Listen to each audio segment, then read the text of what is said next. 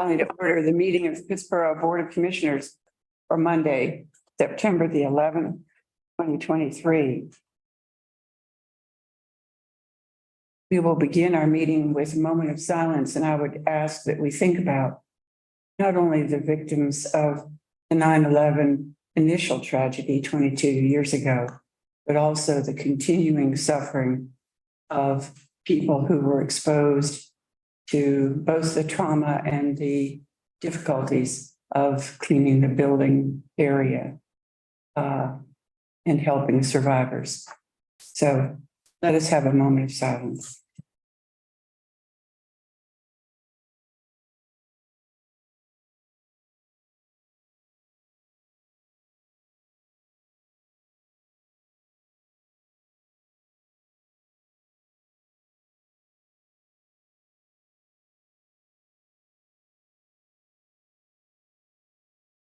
Thank you very much. And Commissioner Farrell, would you lead us in the Pledge of Allegiance? Maybe we'll rise to pledge. Allegiance to the flag of the United States of America.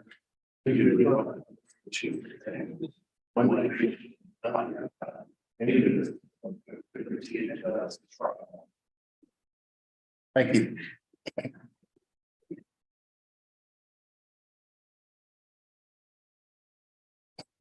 You have the agenda before you. And is there a motion to either accept the agenda as is or a motion to modify it?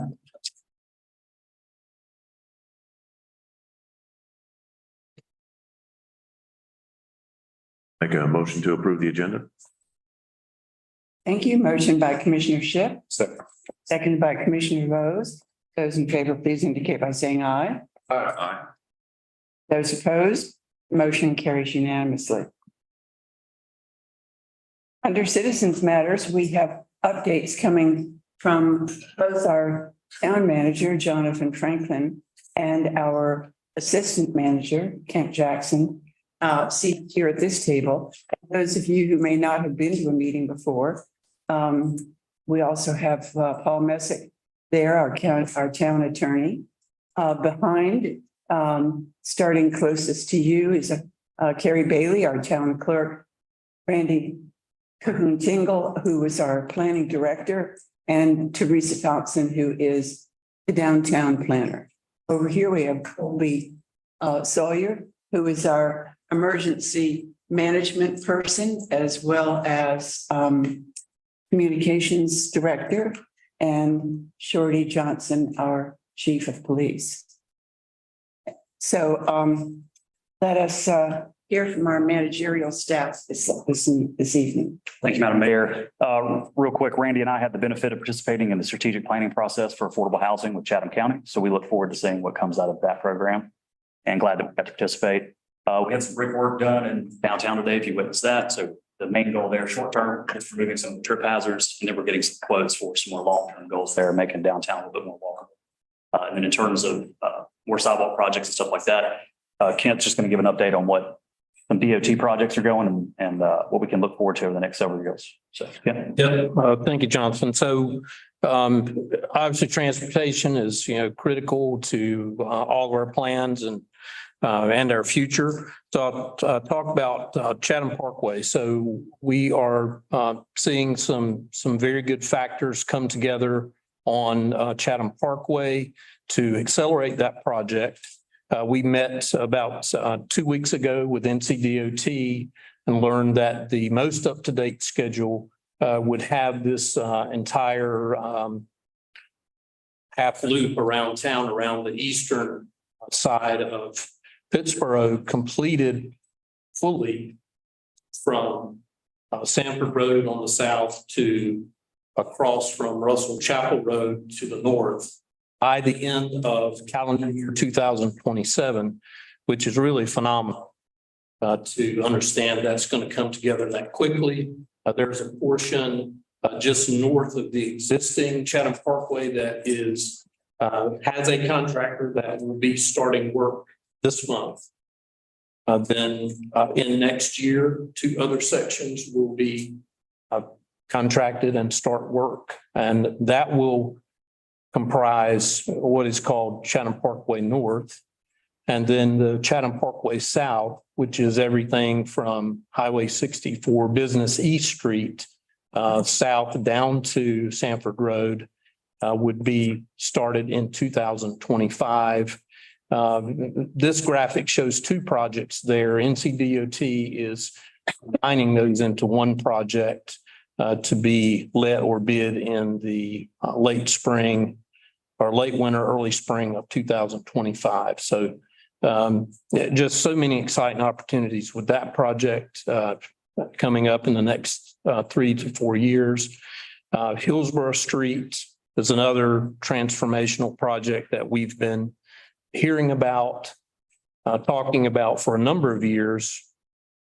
There are two portions of that project that are being combined. There's the expansion portion between roughly Chatham Mills, Lana Street out to Powell Place. And then there is the portion that is in downtown Pittsboro. Because of some changes in the schedule for the northern part, the expansion part, it's an opportunity for DOT to combine those two plans with a updated bid date in April of 2026. A couple of great new features. NCDOT has added a sidewalk, a continuous sidewalk between Thompson Street and Lana Street, which with that addition, we will have continuous sidewalk between Thompson Street and Powell Place, which is extremely exciting to have that connection. We're also working with DOT for the downtown portion to modernize, improve the intersection at Salisbury and Hillsborough to improve that inefficient and corner that has the accessibility issues.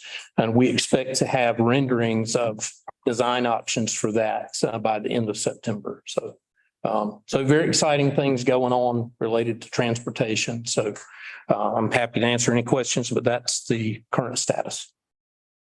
Excellent. Thank you all so much. Since the last board meeting, I have only attended one event, and that was the September 7th groundbreaking for the new Medley Apartments out at behind the new Lowe's grocery store. And so Commissioner Shipp and I enjoyed that occasion at 9 o'clock one morning when our sun was not beating down quite so heavily upon us. Good planning. And then I know I'm stealing a little bit of thunder from the Mayor Pro-Tem, but I brought my basket tonight, which has all of my ribbons that I have won through the years at the Chatham County Fair. And there was some discussion that if I showed you too many blue ribbons, that you might think that entering your own lavender or vegetables or canned tomatoes might be fruitless after all. There might be a stacked deck, but I can assure you that occasionally I was just a participant or a third place, second place or third place winner. So I would, as I'm sure Mayor Pro-Tem Baldwin will do, encourage you to think about what you have in your garden and what you canned as you went through the summer this year. It is so much fun to submit your entries, and I believe that Wednesday, the day before the fair opens on the 21st of September, that they will take your entries and it's just it's a really fun event. So with that, Mayor Pro Tem. No, I do not have anything additional to say other than if you please come to the Chatham County Fair that starts September 21st and look at this beautiful blue ribbon. You all can win one of these. So I encourage you, put your flowers on there, your vegetables, whatever you've grown, and we'll be happy to accept them. Thank you very much. And there's also arts and crafts Yes. and children's Yes. crafts and Yes, Remember photography. one year when the Bonitz children yes, they won did. Yeah. several ribbons. Yes. Well, good. All right. Thank you. That's all I have for right now. And thank you all so much. Thank you. Commissioner Bonitz, do you have updates for us? Yes, just the update that I did share with the board, the mayor and staff, the report from the Chatham County Climate Advisory Committee. I got that done today. And that was the report that the County Board of Commissioners requested of the Climate Advisory Committee. And there was quite a lot of work that went into it. As I thought back on it, actually the two countywide emissions inventories dating back, gosh, I think 2018 and then again in 2021. So there's a lot of data that went into that piece of work. Several recommendations have been boiled down for the county commissioners. And I think it might be informative to our work to review what that advisory committee reported to their bosses, the county commissioners. Great. Thank you very much. Commissioner Farrell, I don't have anything at this time. Thank you. Commissioner Shipp. Thank you. Today is September 11th, so birthday want to go check out some incredible one. Very fortunate to have in this town here. I attended an event yesterday run by BMW and Red Boots remarkably there, so that was good. And also kind of the groundbreaking, as the mayor indicated, the great thing about that project is 15% of those units will be workforce housing for 30 years, designated workforce housing. So that's about 50 units with the number of apartments there. For Chatham County Affordable Housing Advisory Committee, we met on September 7th and discussed how the UDO, the county UDO that they're working on can enable affordable housing. And as they're working through that document, incorporate things that can encourage and enable affordable housing. And then also submitted a draft incentives for affordable housing projects and how the county can help financially contribute to those. Our next economic development meeting is September 20th, and I'll attend that. Commissioner Vose. None of my boards have met since our last meeting. Thank you. Next thing on the agenda is public comment. And I welcome to the podium Ron Hatley. Ron was a regular member of our commenting public staff many years when I was mayor previously, and then COVID interrupted everybody's appearances. But welcome back to the podium, Ron. We've missed you. And I've missed you folks as well.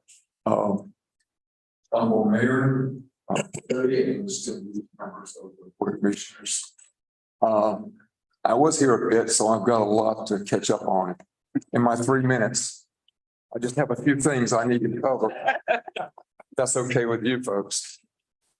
But I know that you have learned and heard a great deal in terms of planning. Yours is not an easy task, so to consider all factors. Your job as board is to consider the advances of public health, safety, and welfare, to honor our environment and the public at large. And in that regard, you've heard a great deal from people much more knowledgeable than myself about what we were doing. We were planning. We're looking at Chatham Park 35-year commitment. I dare say we won't be here during that period of time for the addition of 60,000 people. But I'd like for you to consider your promises made to the public and the promises kept, as well as the promises were made by Chatham Park and the and the promises that have been kept during that period of time. I attended a great many Elements meetings and was very fortunate to hear us speak. But Commissioner Beverly asked Chatham Park to consider local artists, local carpenters and local tradesmen, local people that sold trees. I'd like to see those invoices. I'd like for you to see whose name is printed on the doors of the trucks. Commissioner Fiocco suggested that we use the horseshoe as a way for building the path around Chatham Park instead of through Chatham Park because of a contribution that was mixed. And a community has been separated, cut into because of that. I love crepe myrtles. A lot of them are being planted, but they don't take the place of a 125-year-old tree. With 8,000 acres being purchased, and millions of dollars in planning, why suddenly do we have to replant? At one of the sessions long, long ago, I saw a slide that I don't think I was supposed to see. And it was very different than where we are at this stage of life. So I appreciate you. I appreciate what you do. Godspeed. Thank you, Ron. All right. Before you, next on the agenda is the consent agenda. There are 5 items for your action. And you can either take one motion to approve all 5 items, or you can ask for the removal of an item to be placed elsewhere on the agenda. Is there a motion for that? Make a motion to approve the consent agenda. Thank you. Motion by Commissioner Farrell, Second. seconded by Commissioner Vose.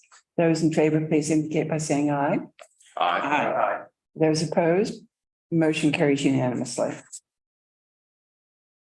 We now have a series of 4 public hearings, and you'll notice that I introduce each one with a motion, and then we have the discussion, and then we close after we've heard from the public, and we close the matter. And sometimes there will be a ability for the board to act on that, and other times action will be proposed for another meeting. So coming to the podium is Planning Director Randy Coon-Tingle, and he will lead us in some discussion on the Chatham Park landscape element text amendments.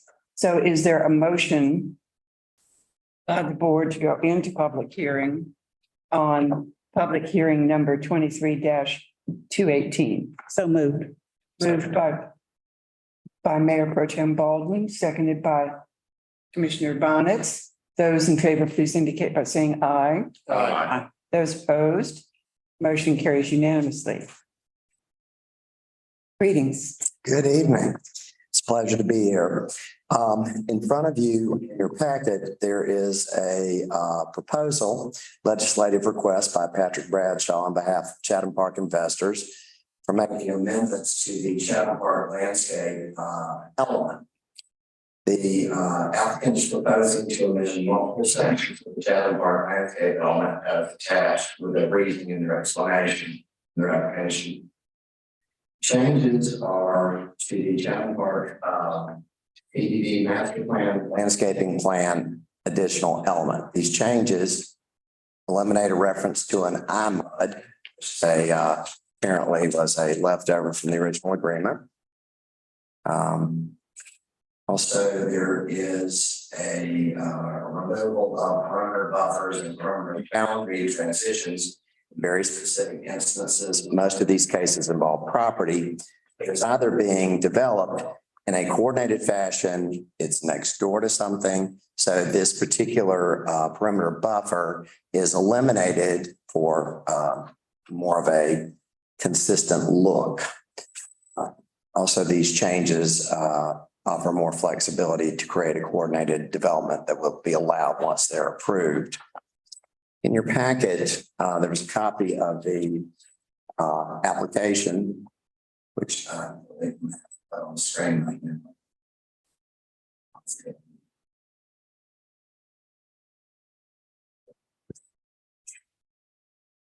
Oh, all right. Thanks, David. Again, the highlights at the top page. This next section has exemptions. Buffers and perimeter boundary transitions that otherwise would be required by the element are not required in the following instances. And there's a list of the instances where that would be removed. It's where adjacent properties are developed in a single coordinated phase, particularly, or the property and an adjacent property that's not in Chatham Park are developed as a single coordinated project phase, where the owners agree to alternative buffer transitions. When you get to the next page, it's basically just something that says land use classification. It's a punctuation thing. There. There's simply a mention at the top of the table on the next page that perimeter boundary transitions are listed. And if you scroll down, there's a footnote that states that notwithstanding these requirements, no vegetative buffers are required in the common boundaries of an adjacent lot in Chatham Park PDD that have the same land use class. No vegetative buffers are required. That language appears there. Probably the most significant change occurs, of course, the next section is a chart, and class 3 adds townhouses and duplexes. Class 6 adds mixed use and multi-use development. Those are both in red. But the biggest change is under 6, section 2, determining perimeter buffers by deleting paragraph 4 and then adding a new subsection, which appears on the next page.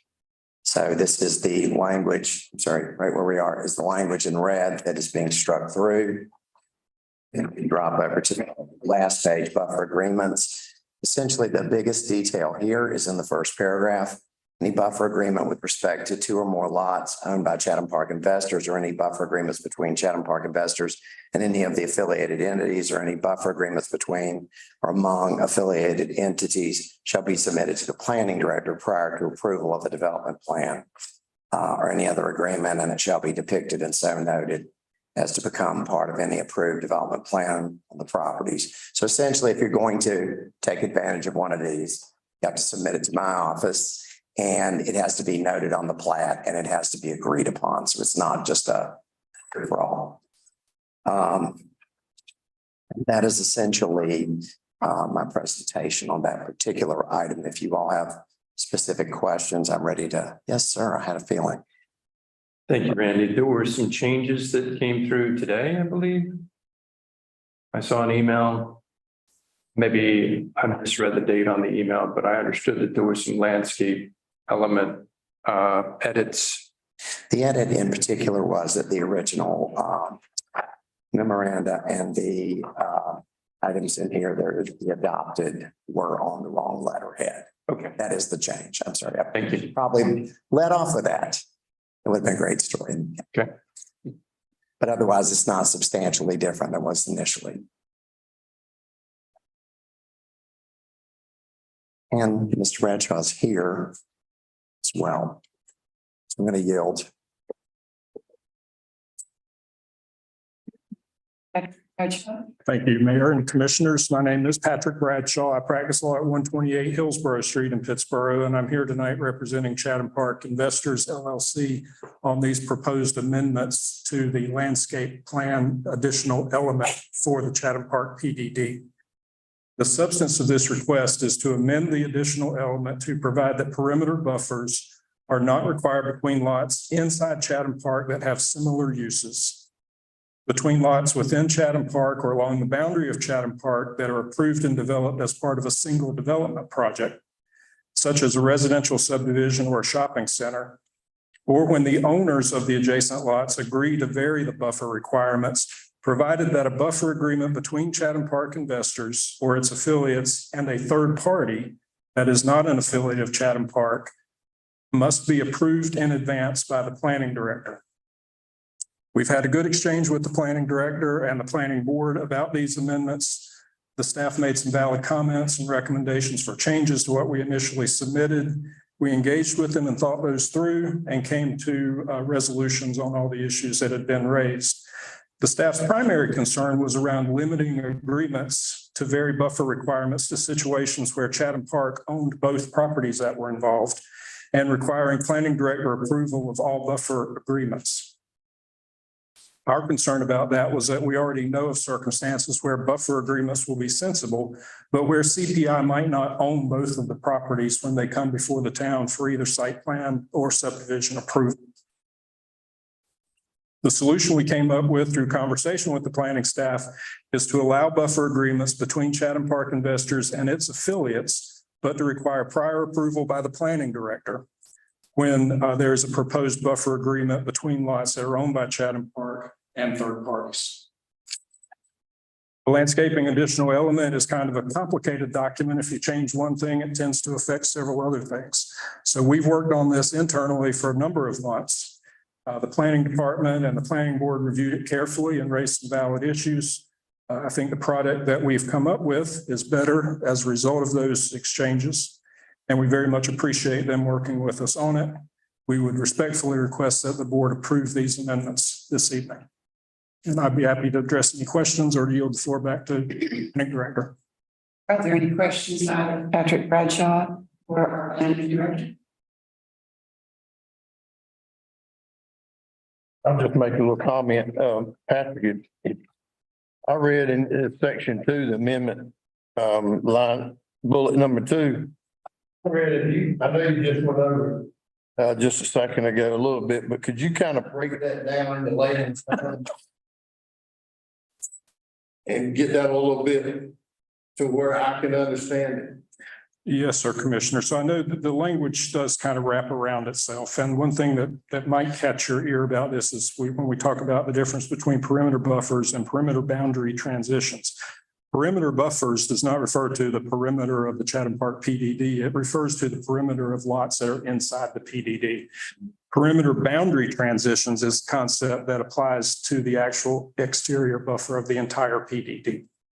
And so these 3 exemptions that were added here are, number 1, for lots that are all inside the PDD and are being developed as part of a single development project, such as a shopping center or a residential subdivision or an apartment complex, things like that, where it's a single development or single development plan, but it might cross a boundary. It didn't make any sense to us. I don't think it does to have landscaping buffers between those. Right. And then number 2 addresses situations where you have property that is partially in Chatham Park, which would be the part that's subject to the PDD, and then property that's not in Chatham Park, but again, still being developed as part of a single development plan. And we already know where there are going to be some instances where the residential subdivisions are going to cross the perimeter transition boundary of the PDD and property that's not in the PDD. Okay, but again, it will be part of Be owned by Chatham Park. not in all cases. But if it's being developed as part of a single development plan, then all of the owners would be participating and seeking approval of that development plan. So 1 and 2 are both properties that are part of a single development plan. And then number 3 just addresses situations where there might be agreements between the property owners. Okay, my question was more related to the bullet number 2, but I still had a question about it. The UDO, the town UDO, or other town ordinances do not require a buffer on a property that's not in Chatham Park. The last sentence. Yes, sir. That's protective of the town and the adjacent properties, because you could only have this situation. You could only have the exemption from the buffer requirement if there is no ordinance that requires a buffer on the property that's outside of the PDD. If that makes sense. Belonging to Chatham Park. That's right. Brandy, are you trying to click? I was getting ready. I'm sorry. I didn't mean to step in front of you. I was going to clarify a little bit. We've had a recent example of this, and a little bit later in this program, we're going to have another example of this. The white parcel that was dropped in where the affordable housing goes, had the buffer requirements that would essentially create a hedge, if you will, around that property removed so that it could seamlessly integrate. Right. The Oldham rezoning, which is also mentioned later on in tonight's program, is another example where you have 3 parcels of land that will be touching the PDD, where the development could actually go over into this. This would be a way to remove what would otherwise be a required 20, 50, 10-foot vegetated buffer. So you have more of a neighborhood feel where you're traveling from one thing to another. This allows property that, this allows them to acquire property after the fact and incorporate it into the design without going back and redoing the entire PDD. Okay. Is that helpful? Yes, sir. Other possible examples of that would be the Mallott and Grantham rezonings that you all have already approved. All of those were approved with a specific condition that there were no perimeter buffer requirements on their boundaries with the Chatham Park PDD. So that took care of one side of the boundary. And if you approve these amendments, that'll take care of the other side of the boundary so that we can do these common developments without having to have landscaping strips in the middle of them where they otherwise wouldn't make any sense. Any further questions?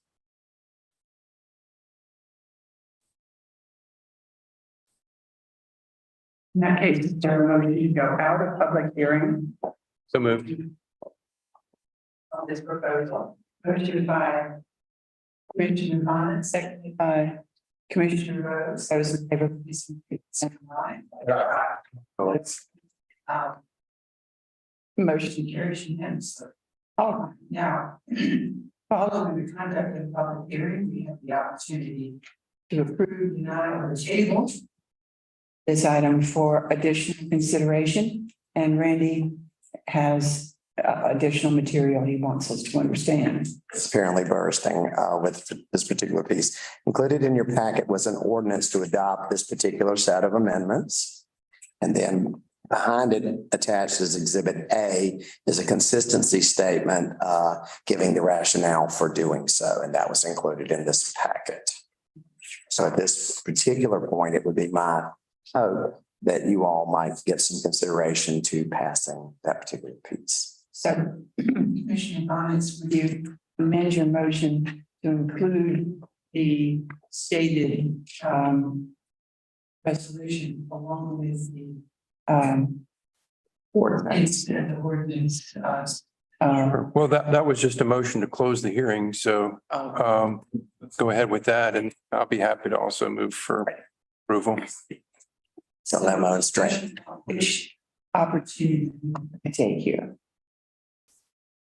Or a motion? Now that the public hearing is closed. Mr. Bonitz is making a motion to close the public hearing if you've not already done that. I thought we had. Yeah, they had. Yeah. Okay. Now the floor is open for a motion on the item. All right. Move to approve. Same Commissioner Bonitz and Commissioner Vose have made the motion to approve the amendment along with the Exhibit A. Okay, all right. Any further discussion? Those in favor, please indicate by saying aye. Those opposed, motion carries unanimously. Thank you so much. Continuing to the second public hearing, we have PB 23-310, which is the conditional zoning request. And so is there a motion to go into public hearing on this request? So moved. Moved by Mayor Pro-Tem Baldwin, seconded by Commissioner Vose. Those in favor, please indicate by saying aye. Aye. Those opposed, motion carries unanimously. Our planning director will discuss aspects of this. Thank you so much. This particular one, just make sure that it's which is the next. Okay, so in front of us this evening on this particular piece is a legislative request by Bradshaw, Robinson, Slaughter, and Rayner on behalf of Chatham Park investors. requesting multifamily residential conditional zoning on parcels, which will be up on the screen in just a moment. Parcels 7199, 79148, and 79149, known as the property. It's approximately, it's on your screen right now, it's sort of a three-colored thing going on up there. It's approximately 128.51 acres, and it's located at 264 Rock Springs Church Road. And in this particular case, the applicant held a community meeting on June the 1st. Adjacent property owners had several questions about the project, which are included in the community meeting summary in your packet. Planning Board on August 21st voted unanimously to recommend approval of this conditional zoning. In this particular case, the properties are currently zoned RA2, which is residential agricultural 2 acre, and RA5, which is residential agricultural 5 acre. Surrounding properties vary in zoning and include RA5, RA2, and PDD.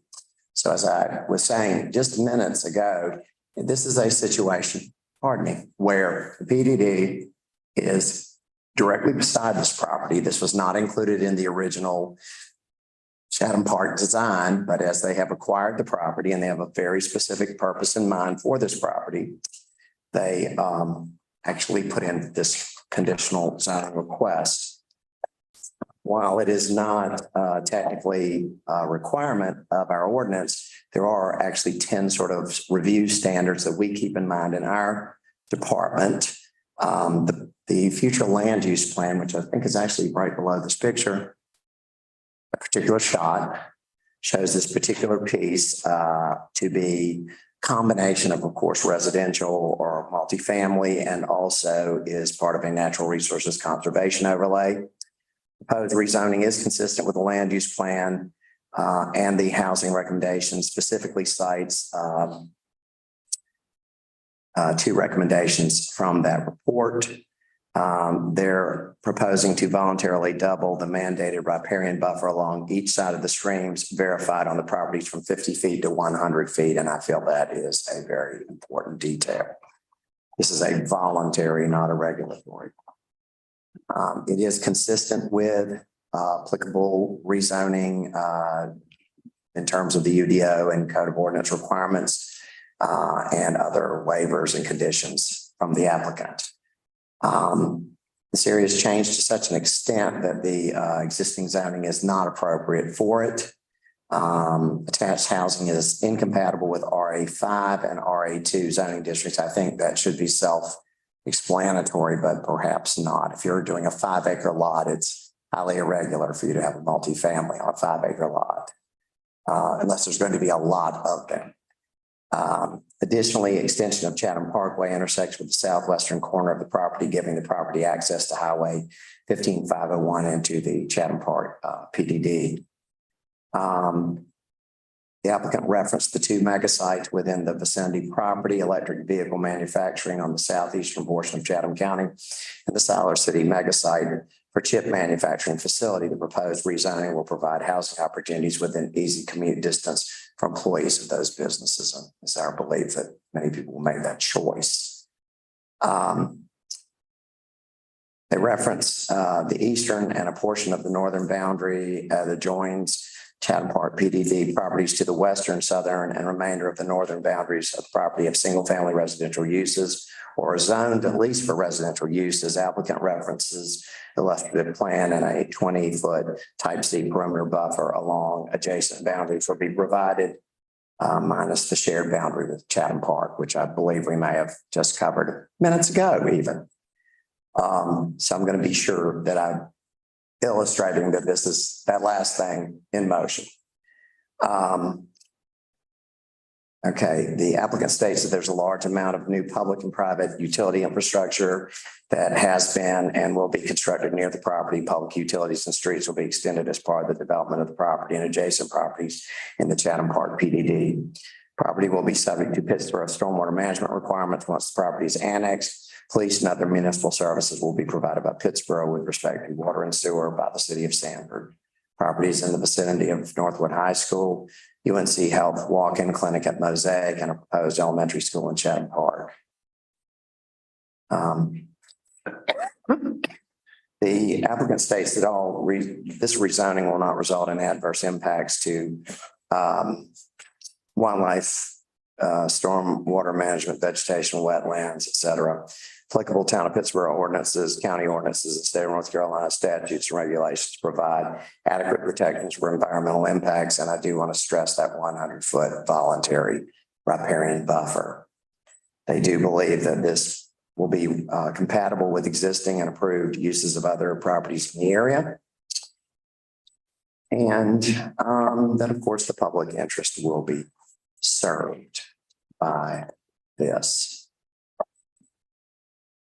And at this point, unless someone has a very specific question, I would like to yield. Any questions for the planner? The only person that has requested being heard tonight is Nick Robinson, and he will speak on it. Thank you. Yeah, PowerPoint. Good evening, Madam Mayor, Commissioners. My name is Nick Robinson, and I also practice law at 128 Hillsborough Street, Pittsboro, and I'm glad to be here tonight on behalf of Chatham Park investors on this conditional rezoning that was described by Mr. Cahoon Tingle very well. So I'm going to make a very brief presentation about it, just to add a few additional things in here. If you can move to the second slide, it'd be great. Thank you. As staff has reported, so we're seeking to rezone those 3 parcels that are shown there in purple on the top and the 2 green ones below it.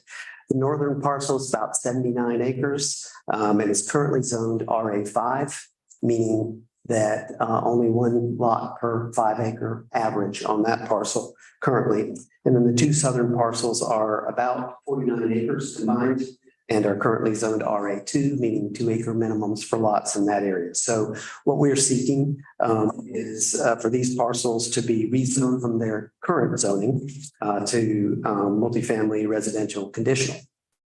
Next slide. Thanks. And this is a map that shows you the rezoning that we're requesting. The top part in yellow being MR1. MR2, and the bottom part, and that sort of peach color there is MR1. And the structure of this is real similar to the Grantham rezoning that you all may recall, done back in April. It's going to establish these 2 districts, MR1 and MR2. Usually Robbie Oldham will be here in a minute to get up and tell you a little bit more about it, but he's out of town. So his colleague Gareth Avent is here, and he'll come up in a second to give you a Robbie-like description of the project. So as you know, there's basically 2 parts to a rezoning application like this one. The first one is just making sure that the rezoning factors identified in the UDO and the rezoning application are met. And Mr. Cahoon Tingle went over those in some detail.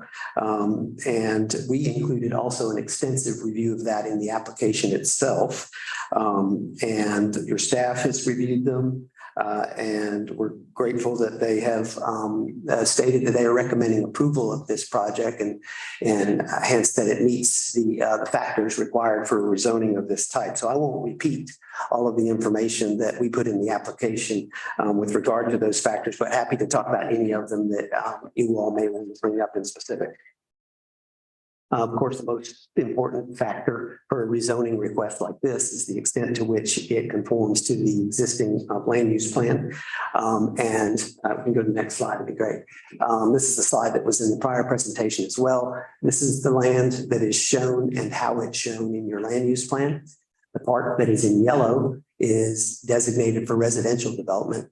The part that is cross-hatched a little bit there in green is what we refer to in the plan as the natural resources conservation overlay. And you can see that the conservation overlay runs right where the 2 creeks are.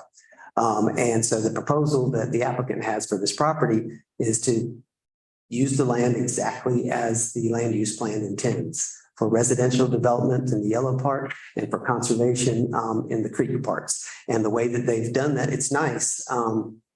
convergence, because what the land use plan calls for in terms of conservation along the creek areas is also something that when we had our community meeting, some of the good folks that live around there who've walked on the land before told us about those creeks. And so the developer decided to voluntarily offer as a condition to approval of the rezoning that they implement not just a 50-foot buffer on each side of those creeks, but a voluntary 100-foot buffer on each side of those creeks.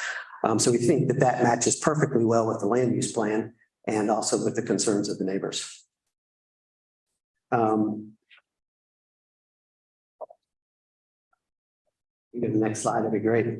The second part of your review has to do with ensuring that the proposed conditions in conditional zoning request are satisfactory to the town and to the applicant. We went through each of these conditions with the town staff, and happy to report that the staff approves of them, which are very similar to the conditions that were imposed in the Grantham rezoning as well.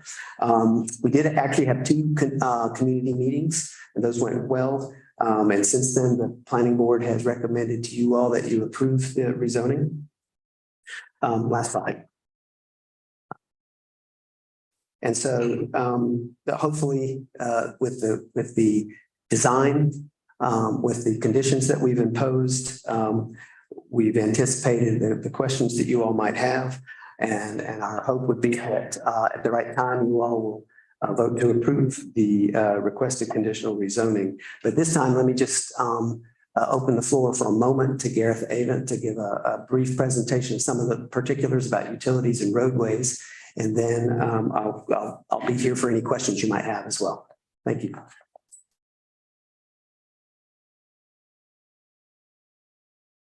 And Nick Robinson, give me the man's name again, please. Gareth Avent. Thank you.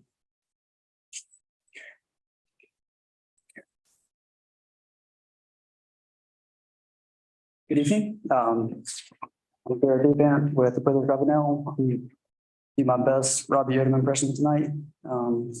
Blake as well. I have a few slides, but I'll briefly just to reiterate a few things that have been mentioned before. So this map is just the overall future land use map.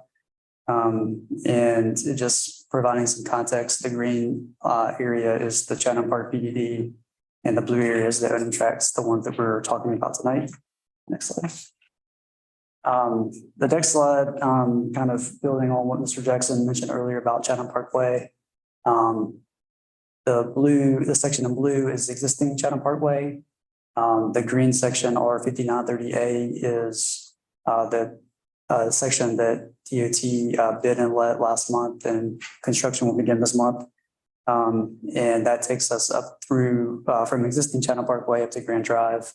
And completion is anticipated at the end of 2025.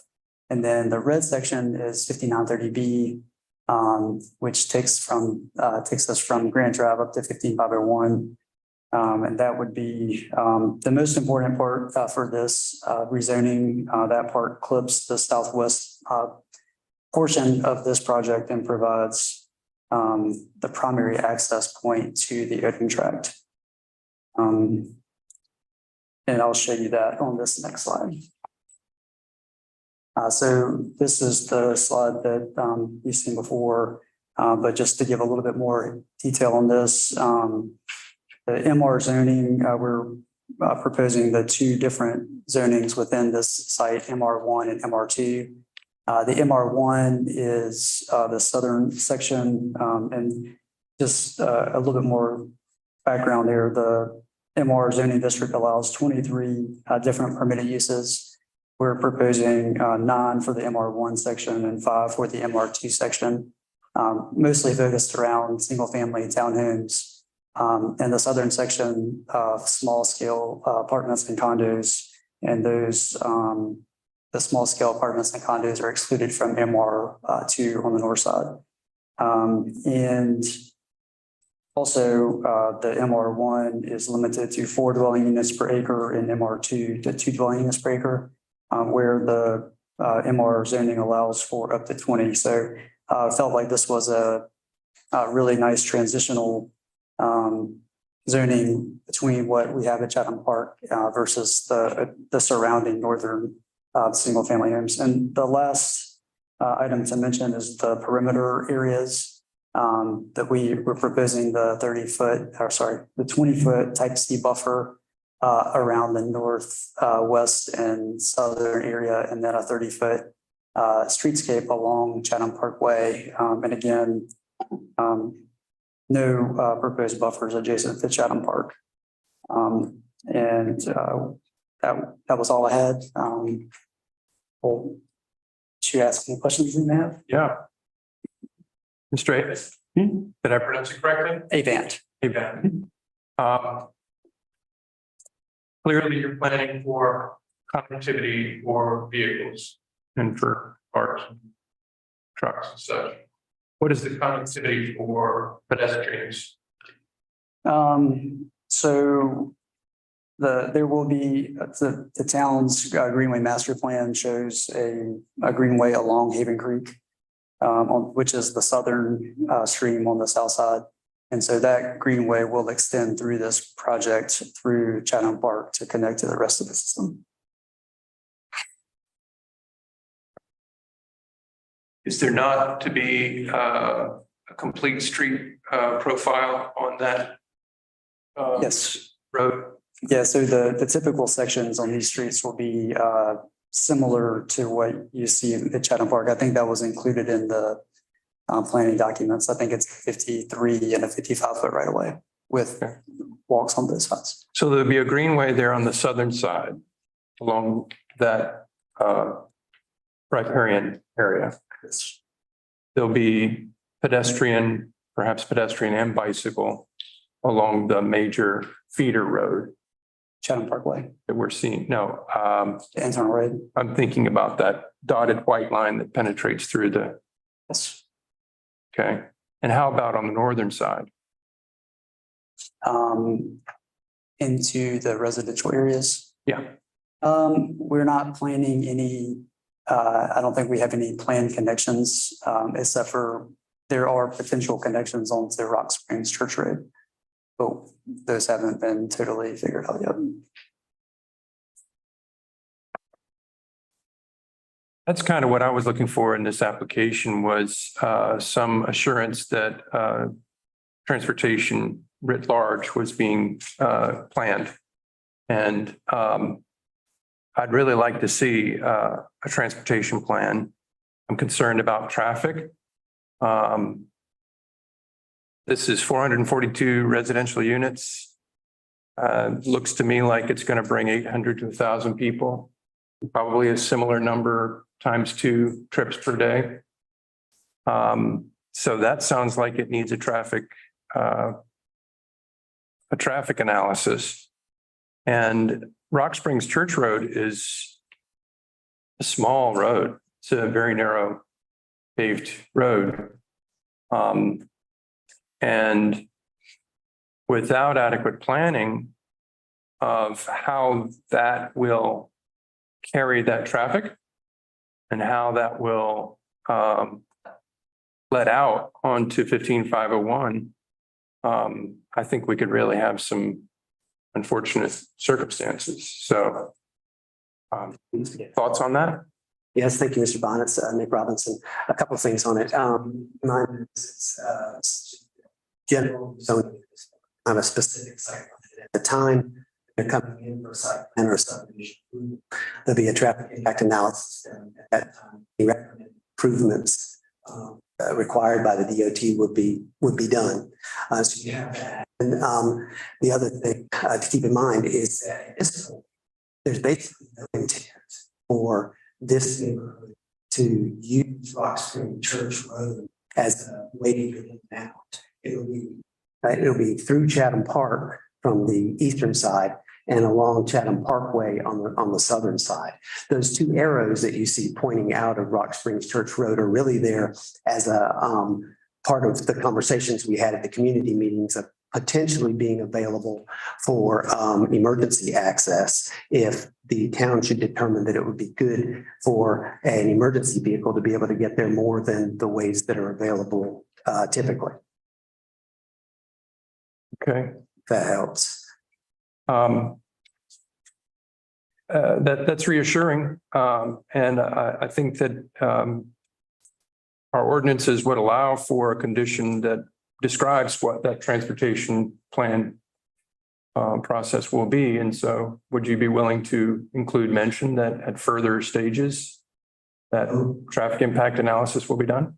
Yes, I mean, that's a given under the ordinance, but we're happy to agree to it. Okay.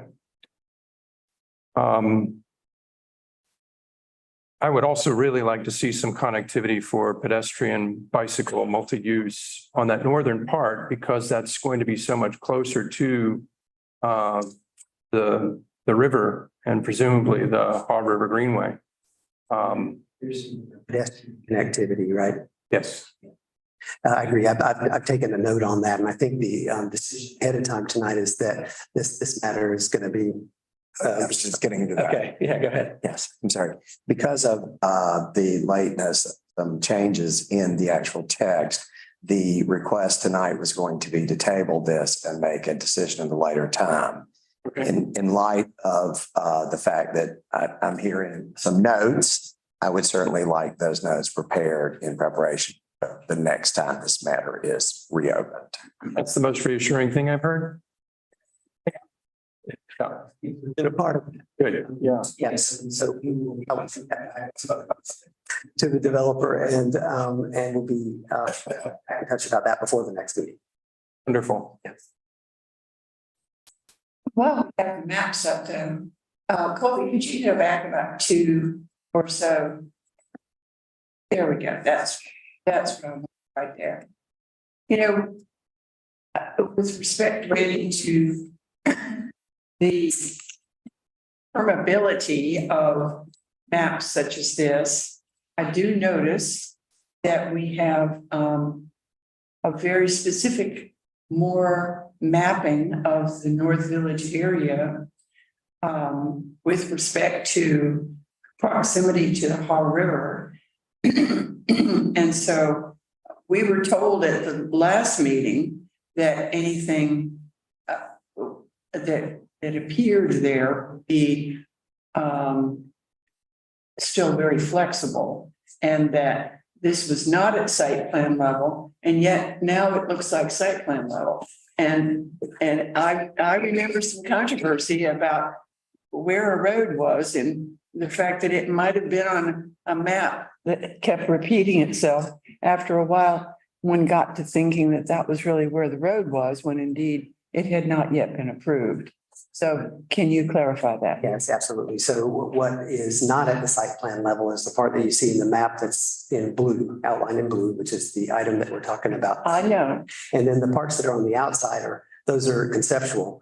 And I know that this particular exhibit was in place when we were at the planning board and at the community information meetings. So there's been some more discussion about that since then. This may just be still conceptual, but certainly not at issue tonight, and nothing that's being approved tonight. I recognize that, but I just want to make sure that it doesn't come in just by. Oh, no, that's not by repetition, and that we keep seeing this map and then think all of a sudden it's been approved. Yeah, I agree. That's a fair point, and that's not the intent at all. This is an old map, and it's really there tonight just to give you a feeling for how it connects to Chatham Park. However, the specific site plan of that Chatham Park area turns out to be. Thank you. I certainly get that, and I appreciate that gestural presentation, that this is not to be taken as final. But it also reinforces that sentiment that there really probably is a need for 3 east-west pedestrian/bikeway. So the one in the southern part, adjacent to the buffer, the riparian buffer, one along the road, whatever that feeder road is to be called, and one in that riparian buffer on the northern section of this Oldham tract. Yeah. Go ahead, please do. I mean, what I was going to say about the roadway in the middle is that there are specific roadway cross sections that would be approved that have been requested to be approved and will be approved as part of this approval that include the pedestrian and the bike lane along that main road there. Greenways are a different thing. And so far, I know that the developer has agreed that there'll be a greenway on the Haven Creek lower portion. And what you've asked us to do is to talk about whether there can be a greenway on the further north portion, which I'm taking with me to speak with folks about. Thank you. So Commissioner Bonitz, the sections that he describes are page 13 in the packet that show the 10-foot multi-use trail on that road. Are you trying to request a greenway in the riparian buffer along that? Yes. I think that's what I said. Okay. Yeah. Try to be real clear about that. In both of those riparian areas. Just want to make sure that the record reflected that this particular map was submitted by the petitioner and not by staff. I'm seeing it for, I wouldn't quite say it the first time, but one of the first few times I've laid eyes on it. Like that to be in the record. My understanding was that this matter was to be continued to the 25th of September. Is that a date which is amenable to everybody? Yeah. Saying yes, we were hopeful that we voted on tonight. We understand that the changes need to be made to the ordinance itself, which we're fine with doing that. And we'll use the time wisely to address the comments that had come up tonight and get those integrated into whatever we ask you to approve on the 25th. I recognize that actual form of these residences is not to be like pinned down at this point, but I did see discussion of townhouses and duplexes. Yes, sir. And of course, my hunger for increased density with decreased footprint leaves me curious to learn perhaps at a later date whether or not this area might include any triplexes or quadplexes or other multi-unit type structures. So I don't want to speak for him, but I definitely want to point out that a recent bill that was overturned by the legislature actually treats duplex, triplex, and quadruplex all as residential structures at this point. And the encouragement coming from the General Assembly was to treat them similarly and to encourage them. So certainly that would be part of the staff's recommendation to the developer. Thank you. And for the public's benefit, what that does, it removes a significant amount of cost if those types of structures, quadplex, duplexes, triplexes, were considered commercial. They would have to have fire sprinklers. And that's a very significant, that kind of residential structure. And we want more affordable housing. So thank you. Are there any further questions before we close the public hearing? It might be helpful. I've just got a couple of other items. It might be helpful to actually have a discussion of affordable housing. Other rezonings we have coming before us do discuss these intentions. And so I'm eager to hear what the plans are. And I think that covers all my items. Thank you. Commissioner Farrell? I just have a couple of comments. I'd like to thank the developer about the 20-foot buffer off of the private property off of Fern Hill. And also the 100-foot buffers off the streams. Yeah, and the other comment I have is for staff.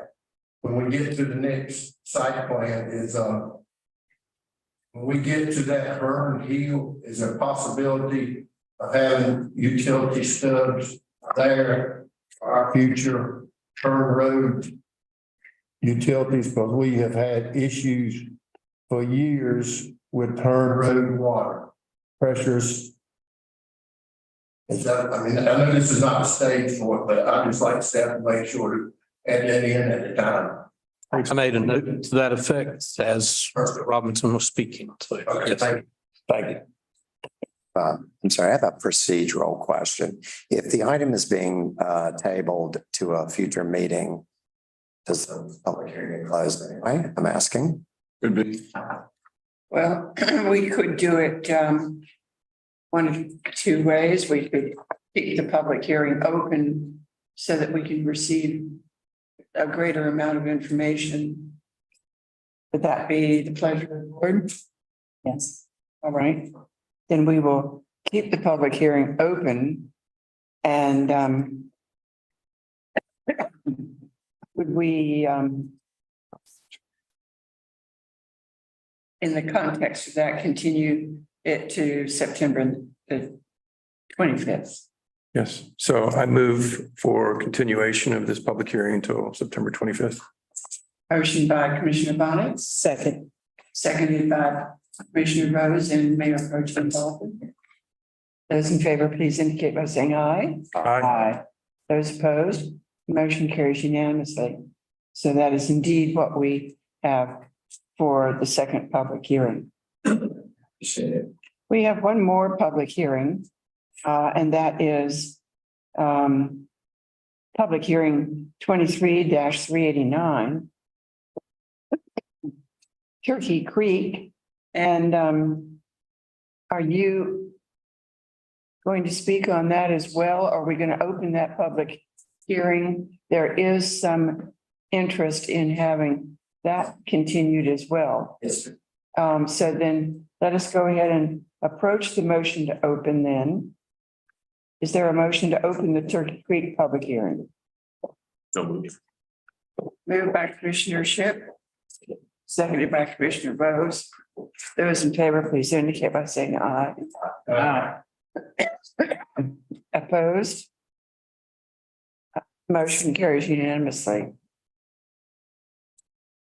Introduce or do we just go straight to our request? Well, actually, we have four speakers for this public. If you would introduce it, then we'll call for the public. Okay. Legislative request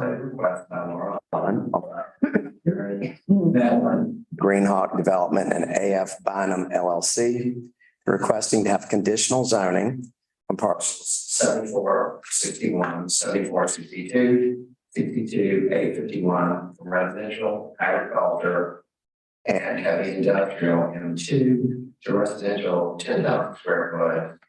It would be R10-CZ, multifamily residential MRCZ, highway commercial C2CZ, and light industrial M1CZ. Combined acreage is 140 acres of land. It's located at 569 Montier Pittsboro Road. If you can pull up just for a momentary introduction to the project. There we go. All right. Snap right here demonstrates the location. The applicant is proposing specific uses for each of the requested zoning districts. Proposed uses shall be limited to the MRCZ as single family detached and townhouse. M1CZ, veterinary clinic or hospital, specialty food service, restaurant, retail sale, service establishment, personal, industrial park, research laboratory, warehousing and distribution, distillery, winery, microbrewery, brewery, and manufacturing of the light variety.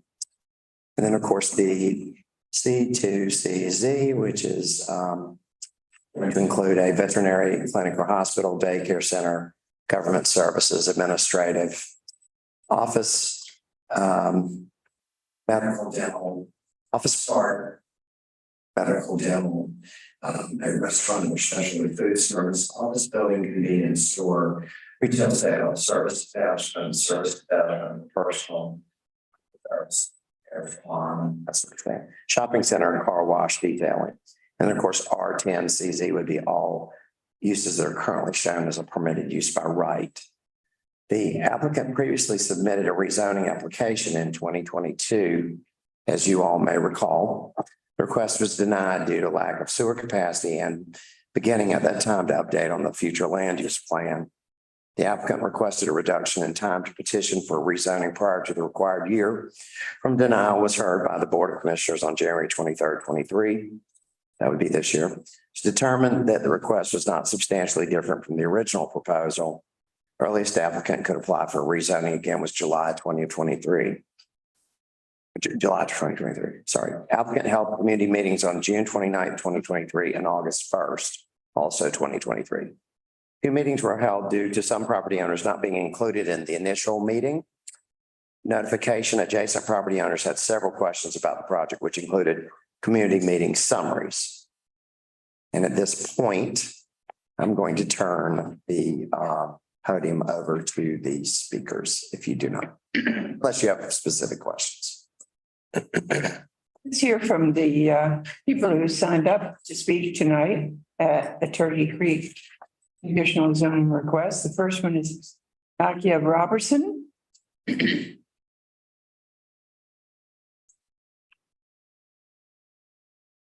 No? I didn't sign up to speak, I just wanted to speak. Oh, So listen. all right. Okay. I have Vicky and Robert. Okay. Do both of you wish to speak? All right. Why don't you come forward then? And what was your last name? You're Vicky Roberts? I'm Vicki Robertson. Robertson. We live on Kelly's Haven. 285 Kelly's Haven Way. It's a family farm. It's always been a family farm. And they have changed us over to M2. And we're requesting that when you're doing all this other around us, that you put ours back into residential agriculture. Because there's 90 acres there. 92. Well, 90 or more. And it's for our children and our grandchildren. And we have been to several meetings about this back in the 90s. They changed us to M2. We had it changed back to RA1. And then without our knowledge or any notification, they have changed it back to M2. And the farm equipment's down there. There's greenhouses down there. And according to all this stuff, that with it being M2, you have to have a 60-foot right of way. Well, we don't have a 60-foot right of way. And we are residential agriculture, and that's what we want to change back to. Well, this farm's been in our family. My daddy bought it in 1947. It's been a family farm. And our plan for this ever since forever has been that we keep it a farm, but it was also set aside so that we would have a place to live. My mother and father, when it came time, they gave us, the land was left will to me, but they left the land. So when my mother and father left it to me for us, okay, the plans were, we have 3 children, 8 grandchildren. Our plans forever have been for us to live on it, which we moved down there on the land in 1978. And then our son, he lives down there, our daughter lives down there, and our other son lives down there. And our grandchildren live down there. Every time that one of our family gets ready to move down there with them, every time we've got ready for one of them to move down, we've had to go through this hassle with it being M2. We get it zoned back, residential agriculture. We finally get permission to put another house for one of our children down there. Then when the next one comes, we have to go through that same proceed again. So we've got our 3 children live down there. And now it's got to the place where we have a grandchild that wants to live down there. And we're going through the same problem with him. And also, we have my daughter-in-law, her aunt and uncle. They live in Idaho. and they're in their 70s. They're having health problems, especially the husbands having health problems. They want to come to North Carolina and they want to live next to they want to live with the family. Our daughter-in-law, they want to be next to her. They want to get here for the excellent health care that we have at UNC at Chapel Hill and Duke. He's having heart problems. They want to move back. We let them have 20 acres of land. They're selling their farm in Idaho with the prospect of coming back here and live for health reasons. And we let them have the land. Now we've been told, no. M2 again. And they will never be able to put nothing else down there. And then our grandson wants to live down there. But our plans, to make a long story short, from the beginning, ever since we've had it, it's a family farm. We want to keep it a family farm. I think it would be nice to have one farm around here so somebody would actually know what a farm looks like. Amen. And we have greenhouses, we grow. We've been members of the Durham Farmers Market. This is our 19th year at the Durham Farmers Market. The hay equipment's sitting there right now. We're just waiting for it to quit raining. Thank goodness for the rain. To get ready to mow hay again. It's all farm. It's all farm. We want to keep it a farm. It's M2. Residential. It's resident. It's M2 now. We wanted residential agriculture. We've always wanted it residential agriculture. We've tried to keep it residential agriculture. We would just like for y'all to consider that. And only thing, I think that one of the things we do here is we can, since this is not a direct comment against the Turkey Creek group, I think that planning staff could very well meet with you and make sure that this property remains the way you want it to be. And I see no reason why we can't make that happen. You said. Excuse me, I'm pardon me, but see, most people want to sell their land. We don't want to sell it. We don't want to sell it. We want to live on it. And we practice agriculture. Our land is buffered. We have 3 creeks. We have buffer zones on our creek. We don't pollute. There's no runoff into any creek. We have trees around. We take care. We have grass. We have buffers. We have goats and pigs and chickens and. We don't want to sell our land. We're happy where we live. If we go somewhere else, we might not be happy. I remember that the road going in to your property is called All My Children Road. It used to be All Our Children Lane, and then we had a great granddaughter to pass away at 2 weeks. And so we named it Callie's Haven Way. And in honor of Callie. In honor of her. Somebody needs to do something and make sure that we can keep it residential agriculture. And I'm asking this board and the planning board or whoever I have to ask. We're totally supporting that. I can see the nods around the table. And you now have the card for the planning director, and he will meet with you. And that will resolve hopefully for. Okay. Thank you so much. Thank you. I appreciate everything. I do have one thing to add to that. And the way we're zoned, you can't put a home on less than 10 acres. I mean, the way we're zoned right now, we can't put a home down there, period. But I mean, we'd like to have it where you. There is possibilities. Yeah. Okay. And if you do less than 10 acres, you just have to do a minor subdivision. Okay. So. I have 3 boys. I just can't give them all 10 acres, right? Nowhere to live. Okay, very good. Thank you. Thank you so much. Thank you for you. Thank you. Thank you. Thank you. Our department will take care of that. Next speaker is Arnold and Martha. We just signed up to be here. Oh, okay. You don't need to see that. All right. Okay, the promise. But you don't really speak. Yes, no. Okay. And Christopher Dodge is the last. George. George? I just signed, just signing in, coming in. I didn't. Okay, very good. Is there anyone else who would like to speak on the Turkey Creek proposal? It didn't sign up for Or was confused about sign sheet. Okay, very good. So we have an open public hearing, and as in the last matter, there is staff interest in continuing this to November the 13th. Is that correct? That is correct. Randy? And that, That's correct. and so it could the motion perhaps issue that the public hearing is kept open until November the 13th. And is that amenable with the board?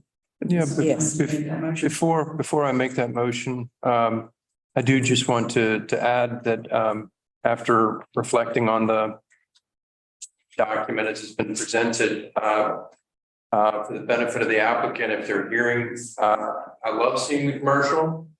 I love seeing the affordable housing.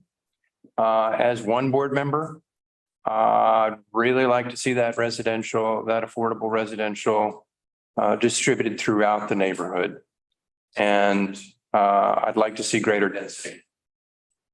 So that said, I'll make a motion that we continue this hearing until November 13th. November 13th. Thank you. Motion made. Motion by Commissioner Bonitz, Second. seconded by Commissioner Vose. Those in favor, please indicate by saying aye. Aye. Those opposed, motion carries unanimously. And number 4 on the list is we've been requested to pull that. Well, that one they are going to resubmit after a series of meetings later this week. Okay, very good. All right. So thank you, Randy. And now we proceed to old business. The charter amendment to change the mayoral term from 2 to 4 years. And Paul Messick will speak to us about that. In your agenda package, there are 2 ordinances for your consideration, one of which is to the board to adopt the change in the charter, have the term of the office of the mayor to be from 2 years to 4 years, effective in January 25. That would only be subject to a referendum petition that somebody might file in 30 days of the time you adopt it. The other is to put the issue before the people with a referendum at some time between now and 2025 election cycle. So those are your choices. We're not doing anything at all, I guess, is another choice. Is there other questions for Paul Messick or discussion on the issue?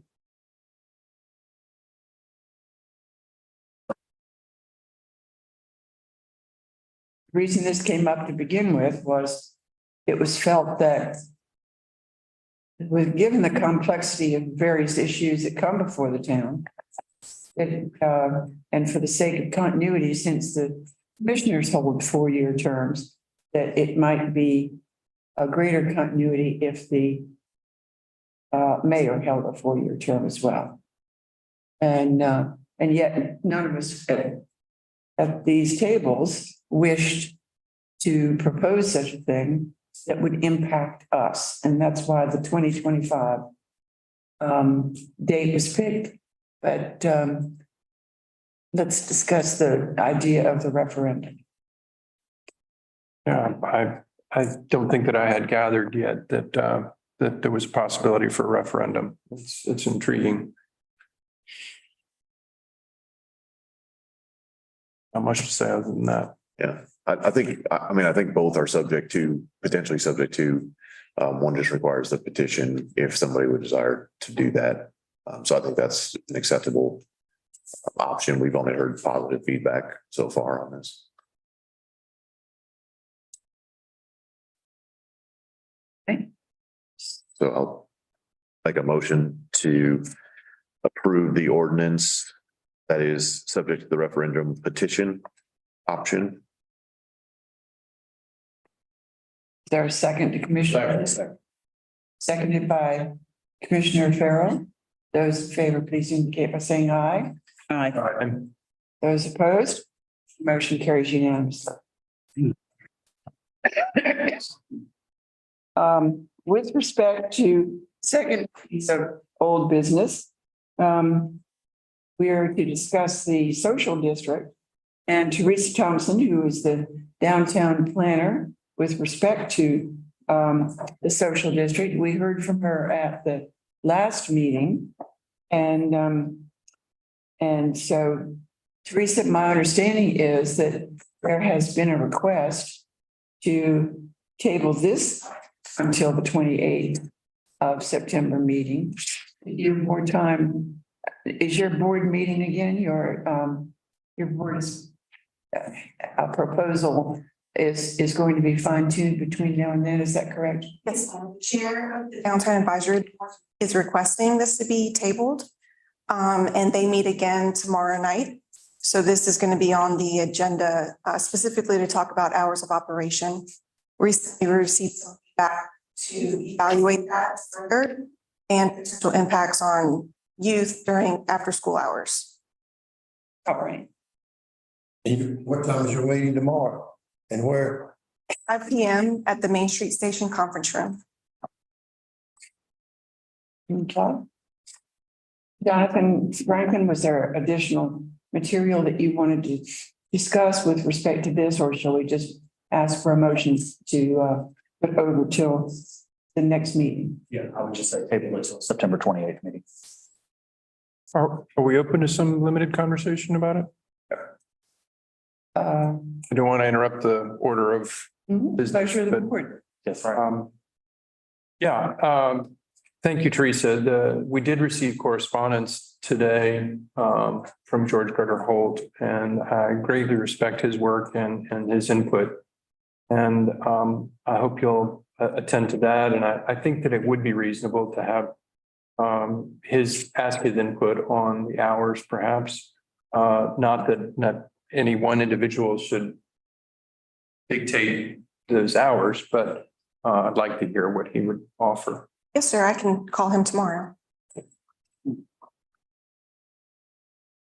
But again, I reiterate what I stated before, my concern for the children and the times and the hours of that. And I really can't support that social district. In the meantime, the feedback I've had from the community was for setting a more reasonable weekday criteria for timing, starting perhaps at 4 o'clock in the afternoon. And then the Friday, Saturday, and of course, Sunday would be self-limited in that it would not open until after church hours, as I recall the recommendation from your downtown board. On Sundays, I think it was from 11 a.m. to 10. Oh, was it? Okay. So we can reevaluate that. Okay. Very good. And I think I'm in favor of shortening our based on originally proposed. Well, just ask we try and make it as easy as possible to understand what the hours are and what day it is. So if we have some consistency between weekdays or things, and there's cases for things being different on a Friday probably than a Saturday or those things. But if we can make it as easy to understand and enforce and follow as possible with those hours, I think it's helpful. Okay. Yes, sir. Has there been any feedback that you all have received about the end time? So 4 to 10, 4 to 11, 4 to 9, has anything? I think the end time could be just as important as the start time. And I think that will also likely vary by day of the week. But that's where it gets, more confusing. But I think, later on a Friday and Saturday and earlier on Sunday and weekdays. Yeah. Okay. Thank you. I'll just mention a couple of things that came to my attention. Parades, how are we gonna handle parades? Christmas parade, probably all over from Red Moose all the way down to Old Clinic. Kids are out there everywhere. My other concern is the hours, way too early. The comment that was made about Sundays, we don't even hardly have any businesses other than bars open on Sundays. I don't feel like Sunday's an appropriate day. Here, I was thinking it might encourage businesses to be open. I disagree with that, but you know, it's too, so, I'll be honest with you, I was in favor of this, a while, but I was on the rocking it because, as Pam noted, the kids that come uptown from Portland, Pittsboro Elementary School, they're on the street till, 4 or 5 o'clock in the afternoon when the parents pick them up, so, that's a concern of mine. The Red Moose parking lot, that is county property, that is not in the district, correct? Correct. So only would be in the district would be the sidewalk that circles around the courthouse Yes, sir. or the annex building. Okay, That would not be in it, just the sidewalk. that's the sidewalk. No county properties. Okay. Like I said, I'm a little concerned with safety on this, we do have a little more lights down at the mod and the Havoc, I'm about the safety down to there, people crossing the roads, jaywalking. So I'll leave it that till the rest of our hearings. And we can address some of the questions you have at the next meeting as well. Okay, thank you. Yes, sir. And I think it doesn't prevent people from jaywalking, just like nothing does now. But the district is drawn to include only the crosswalks. So for whatever that's worth for people, but I don't think nobody like you said, nobody looks for the crosswalks anyway. that's why I suggested fences last time we talked about this. Serious about, yeah. But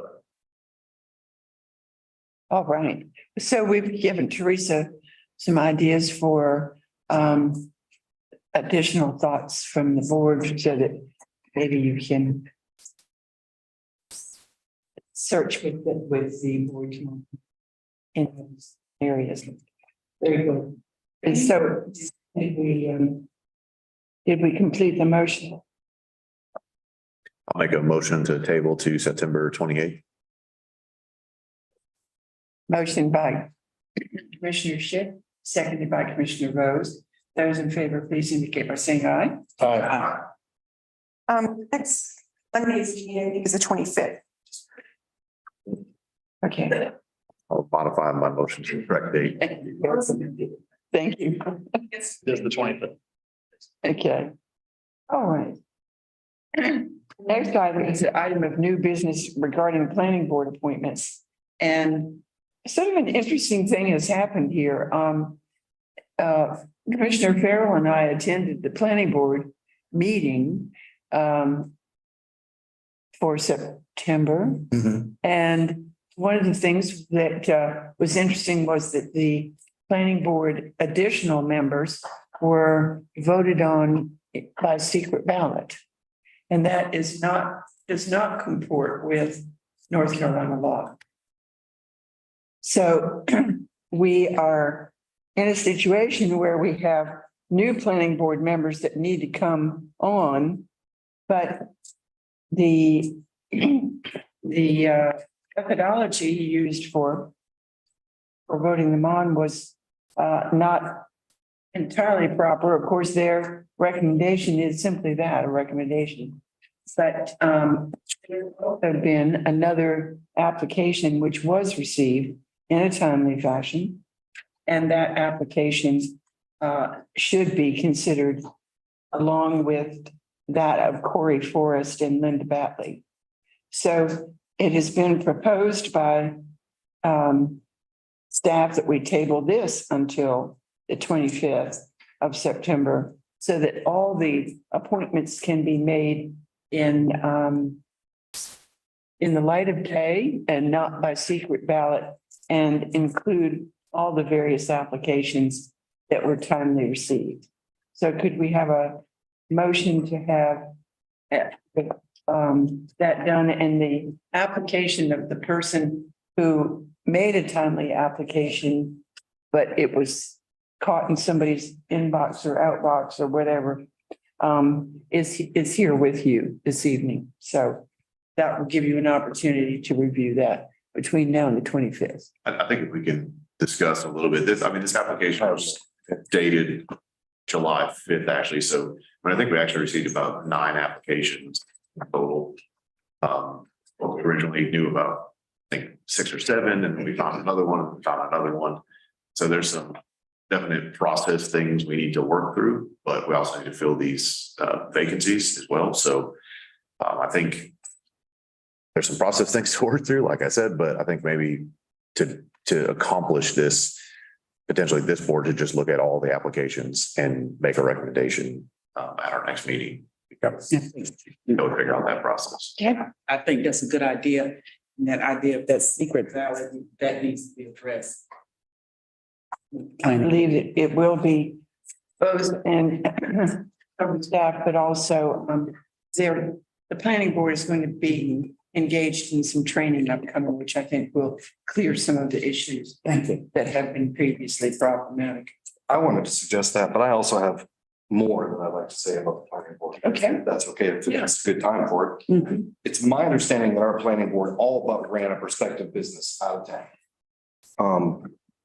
Now I'm going to stick with ran off. They ran off a business. Specifically, what I'm speaking to is about 2 months ago, I was approached by a person who hoped to open a high-end tattoo and piercing studio on Hillsborough Street in the spot that is, or maybe what was or still is occupied by Vino. Seemed to me that proposed business was congruent with our future land use plan. I believe that we say, and I'm quoting, that we want a vibrant arts and cultural destination in our downtown. That proposed location was on a 2nd floor. It would have conducted business on primarily an appointment-only basis and is seemingly the very definition of what we say we want. My understanding is that planning board members have equated human trafficking with tattooing as a foregone conclusion, and that they have also said some very disparaging things about people with tattoos personally. All of these things have me questioning the board's ability or willingness to carry out the town's wishes. I'd like to say that out loud. I take issue with every single part of this. Prospective business owner ultimately pulled out of the lease negotiations after being told that 3 of the 5 people sitting on this board were against it. I was never even asked.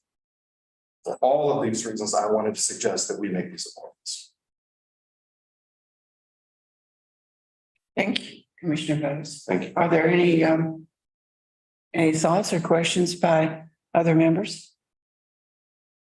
I have to say, it never came to this board that I'm aware of. I never got it either. And Other than what I already. Yeah. Okay. So are you proposing that we go ahead and make the appointments to the planning board? I think it's important. And that we do so directly without any future input from the planning That's what board I'm suggesting. themselves? It is, yes. If the board is to serve us, I don't think having a board that self-perpetuates its own policy is in our best interest. Okay. Thoughts? Staff? Is Correct me if I'm not wrong. I believe in the past, the board here recommended planning board members, TJ and town members too, which ETJ had to go to the county commissioners for approval, I believe.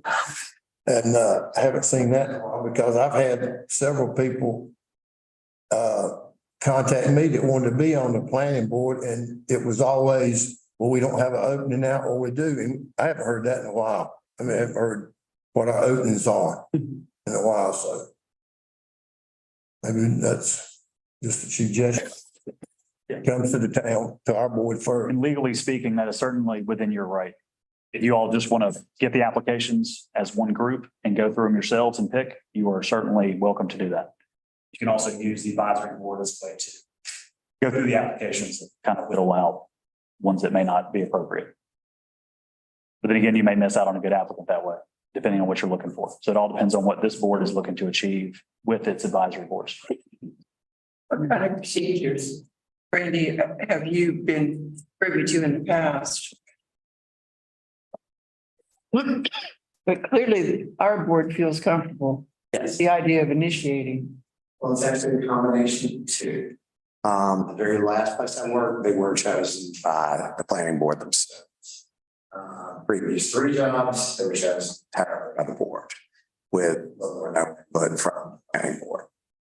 I have not had the pleasure of working in a place until I got here where we have 9 people vying for 2 seats. I'm very proud of that. Yeah. I do certainly say that it can be done either way. I will certainly say that the expectations were not met at the planning board meeting tonight. The chair recommended the method they used. We live and learn. Right. And To live and to learn. And with regard to the open meetings law and legal requirements for casting votes and such, it's very important that we learn and get it right. But I think we can move on. Commissioner Vose, I do want to say that I heard you loud and clear. I did not hear any of those disparaging things. I may have just been lucky not to have heard it. It does sound like some unfortunate things were said. And as we discussed, with specific regard to the tattoo studio, my concern on that is that when this board makes or made decisions about the downtown district in regards to excluded uses or allowed uses, I was thinking, and I think most of this board were thinking decades into the future. We're thinking good economies, bad economies, and trying to think of uses that we really, really wanted to have. So that was, in my recollection, why we omitted tattoo establishments at that time. And I recall Jay and I had some interesting words because gunsmithing was also eliminated from the list. And it's nothing against gun smithing. It's nothing against tattoo as an artistry. I spoke to the landowner. I would be very happy to do anything I can to help them find a place outside of downtown district. So I just wanted to make sure that you felt heard in sharing your concerns. And Which I don't agree with. no, I appreciate that. I appreciate it. But I also appreciate your strong feelings about it. Thank you. So I just had one thing that I don't have anything to add about. I haven't heard anything about tattoos or anything such as that. But I do want to say that I don't mind the planning board providing recommendations. However, I think it would be best if the board also could see all of the applications. That would be my preference. I don't know about the other board members. Yeah. Yes. Yes. I mean, I think we're in a, sorry. I was just going to say, certainly a recommendation that I made to our clerk this morning in reference to the application that got waylaid was that obviously having her gather them, catalog them, and distribute them was probably our best move.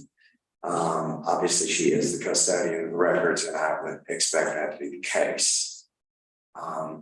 And certainly, now let me say the one thing that I almost think I heard you just say, but I want to make sure I understood correctly. If someone on the planning board knew someone who might be a really good member, should they recommend them? Absolutely. Yes. In the form of a recommendation through the town clerk. They could recommend that and then they could present it to the town board. And then we could determine whether or not that individual be one of those people to be on the board. That's in keeping with everybody's wants. Thank you. Thank you. The goal would be to build an application portal. Folks would submit their application, it would go straight to the clerk's desk, then she could file on the way to which board they would go to, and then move on from there. So we don't have more issues. We have that on the website, but I think we also allowed other methods to submit them. And I think that we're a it's a fortunate position that we have multiple, because a lot of time, I mean, when I got on the planning board, it was, hey, this guy submitted one, let's put him on, you know? So we're multiple people. And now we're fortunate to have multiple people consider this as the downtown board and all these other boards. And I think the process of the board recommending members for themselves worked very well, the downtown advisory board. We just would see that. So I think it is a lot of training needed for the planning board. But also look at how we do this process and show, you know, bringing all of the applications to us, potentially with recommendations from those boards. Very good. So what I'm hearing is when there's an opening, we will get the applications through the town clerk, provide those to the department head that is overseeing that particular advisory board. They will vote on, say, selecting a few options. And then you all will whittle it down from there to pick who will take these seats. Is that about right? And we will provide you all the applications. Yes. When that happens. Provide all the applications. And I think for applications, it's important to identify a time period. I mean, anybody could apply at any time and we would have those, but then say there is an opening for an ETJ alternate on the planning board and we're going to collect applications until X and then take them from there, because I don't think we had that stop time necessarily in this situation. To advertise it, you know, let people know, take all the applications we've collected up to that point and then put them through. And if it's a 5 p.m. deadline, someone turns it in at 5:01, we know Carrie's going to tell them no. And welcome to apply the next time. We'll keep it around. Yes. So is our plan to have all these applications then at our meeting on the 25th? Well, you have all the applications now. Our hope would be when we come back or when you all bring this item back for the next meeting, that you have 2 selections that you'd like to pick. I think that will be more of a discussion because you'll have the recommendations that they gave you, but you all may want to consider someone else in that stack of 9. Yeah, I think that's the other issue with the way it was done is we have recommendations, but we don't have any reasoning behind any discussion that happened or anything. We just have names. Yeah. All right. Our second item under new business is the American Rescue Plan grant application for the Pittsboro Elementary School Road Culvert. Kent Jackson, I believe you'll be with us on that. Yes, thank you, Mayor. So this is staff's continued diligent pursuit of grant funding to complete a permanent culvert replacement at this location. Just to talk about location, it is Pittsboro Elementary School Road, and it is just behind the laundromat and the Circle K there.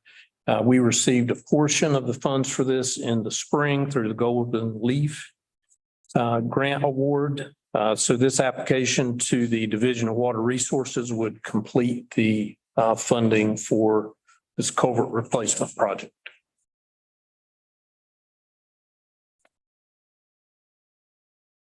So I'd like to make the motion to authorize the town manager to execute and file a ARPA grant application. Seconded. Motion by Mayor Pro-Tem Baldwin, seconded by Commissioner Vose. Those in favor? Oh, certainly. I'm sorry. We got $250,000 from the Golden Leaf. What's the total? 600. Oh, okay. So we'll be applying for balance on this.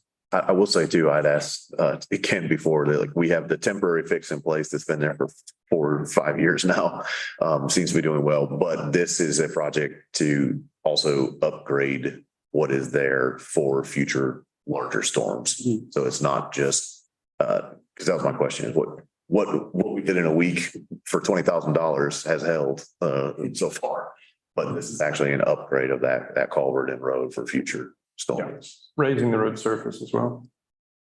Well, I mean, there may be a slight raising of the road surface, but most of the increase in the capacity will be linear along, will be widening the width. Oh, got it. Versus the height.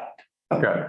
But that is an important point Commissioner Shipp makes. The hydraulic capacity is kind of the underserved part of this also.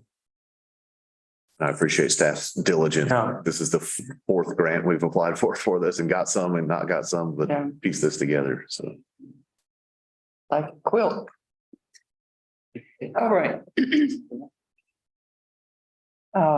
So you've heard the motion on the floor. Those in favor, please indicate by saying aye. Aye. Those opposed, motion carries unanimously. Shirley Johnson will lead us in a discussion about police cadet positions and job descriptions. Welcome, Chief. Mayor, Commissioners. Tonight we presented to y'all basically it's the police recruiter, police cadet position. What we're looking to do is to actually go out and hire somebody before they go through basic law enforcement training. They will be, a complete background will be done. We'll be hiring them just like we would with as a police officer, but we will pay them full time to go through the basic law enforcement training. What we're trying to do is trying to get a hold to people that are, that haven't been picked up by another agency, and trying to get people, hired before they go into school. I've been contacted, past few years, by several folks that they'll ask, do y'all pay for people to go through BLET? And unfortunately, we don't. Sheriff's departments have been able to do it forever. That's how I was hired, back when I started with Sheriff's Office. A lot of police departments are now starting to do that, because with the growing number of vacancies and less applicants, the quicker we can, get our hands on them, or, just tell them this is the best place to work. The quicker we can get them to work and get them there. So this is basically just basically an ad or application just for that, or just for the, recruits. I will tell y'all, the number, just in case anybody has any questions as far as like the starting salary. Right now, our,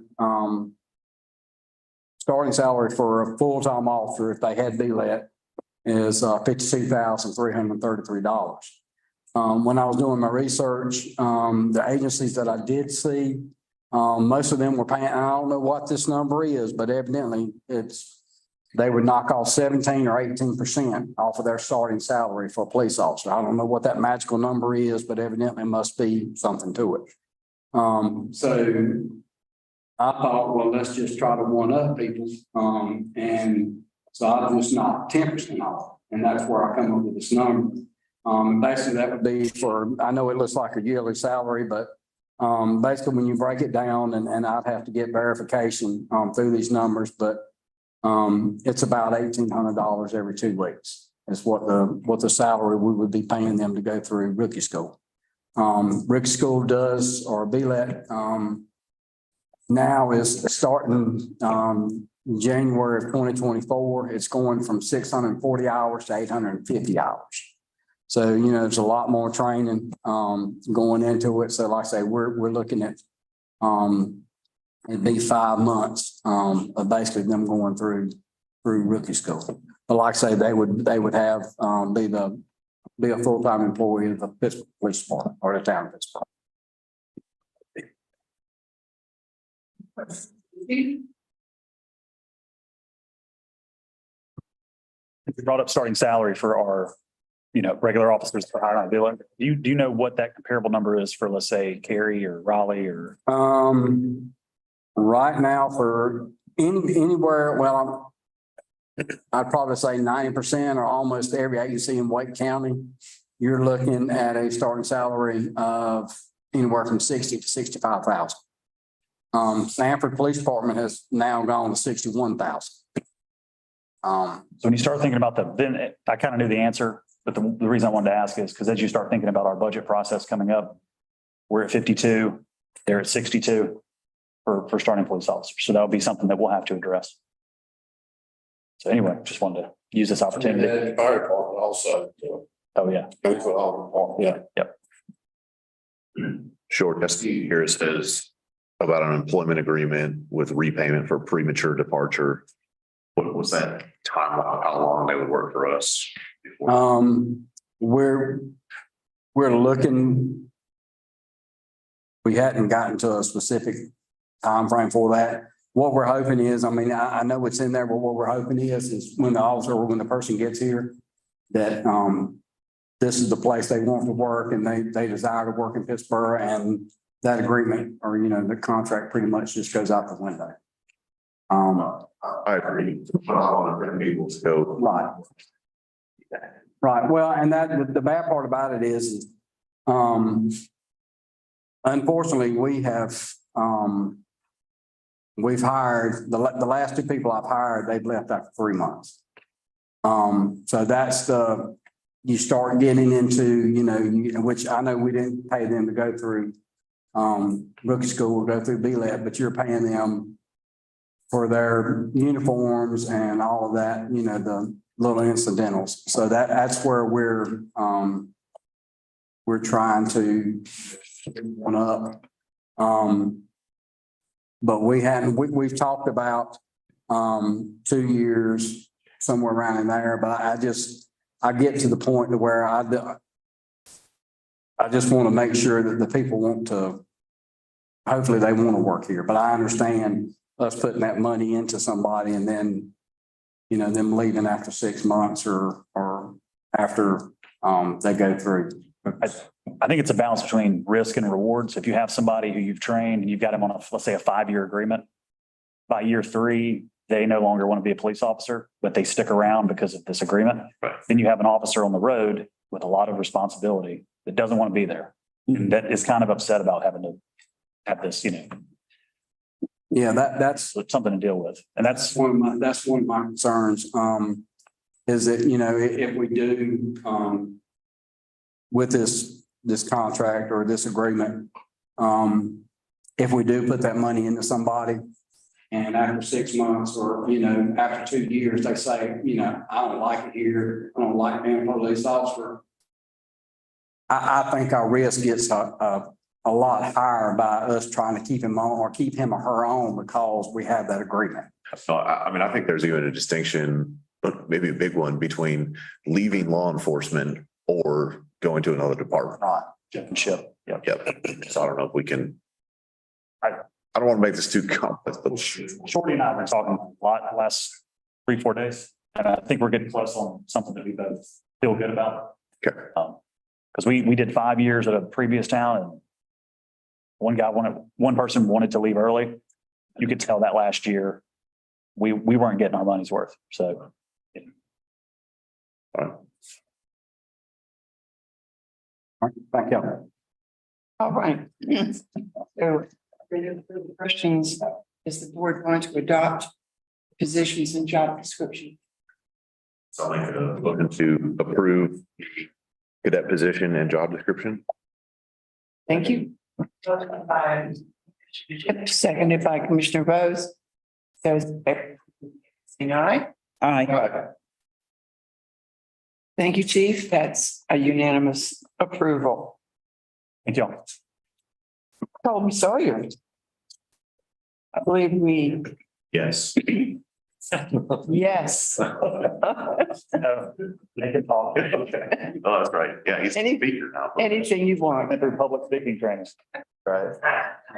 Madam Mayor, Commissioners, coming to ask for you to reauthorize 2 additional offerings of the PBO 101 Citizens Academy. One for this fall, hopefully beginning in October, and one for the spring. We had such great success last time and we're anticipating the same. I figured I'd just come to you and ask for funding for both for the rest of the fiscal year so we don't have to do this again. We had a lot of really great feedback from the last class. I feel like we've met our goals which will increase civic knowledge and increase civic engagement. Out of that class, at least 2 of the people are running for seats. I wasn't sure if I should mention that. Yeah. But anyway, I felt like we really did hit our goals there. We took in a lot of feedback as well, so we're reimagining the curriculum a little bit. We're backing away from some of the busy work and presentations and really focusing more on discussion and having a back and forth with our participants. And we're also going to look at limiting the class size. We had advertised for 20 last time. We ended up around the 18 mark. Right now, we're going to shoot for 12, make the class a little bit smaller to try to facilitate maybe some deeper level conversations and have some more one-on-one. We also found that it was far more economical than we expected. So we can run each course for $2,000 or less. So the request is for $4,000 for the 2 sessions. Very nice. Well, I'm sort of surprised you're talking about cutting back to 12. But I'm sure that will be more manageable for you as well. But I was thinking the more we had, the more we would educate some of our citizens. Yes, ma'am. We have some space constraints with the space we currently use, which would facilitate, which a smaller group would better be facilitated.